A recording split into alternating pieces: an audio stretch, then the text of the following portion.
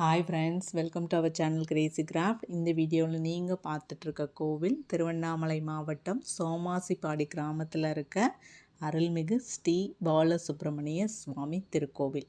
இந்த கோவில் ரொம்பவுமே பழமையான திருக்கோவில். அது மட்டும் இல்லாமல் ரொம்ப புகழ்பெற்ற ஒரு முருகத்தலங்களில் ஒன்று.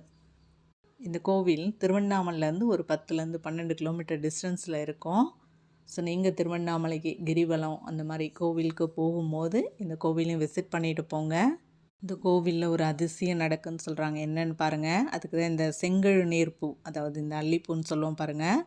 அந்த மலையில் இருக்க அந்த குளத்தில் தீர்த்தத்தில் ஒவ்வொரு கிருத்திகைக்கும் ஒரு பூ தான் பூக்குமா. அதை சுவாமிக்கு சூட்டுவாங்களாம். அப்படி தான் இந்த அதிசயம் நிகழுது. ஒரே பூ தான் பூக்குமா கிருத்திகை அன்னைக்குன்னு சொல்கிறாங்க. ஸோ நீங்களும் அந்த மாதிரி எப்போயாவது வாய்ப்பு கிடைச்சா போய் கண்டிப்பாக பார்த்துட்டு வாங்க.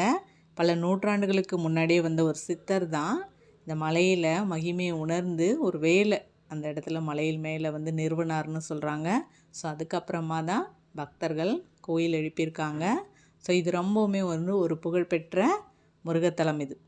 இந்த கோவில் சுமார் 83 அடி உயரமுள்ள ஒரு சிறிய குன்றின் மீது கிழக்கு நோக்கி அமைஞ்சிருக்கு.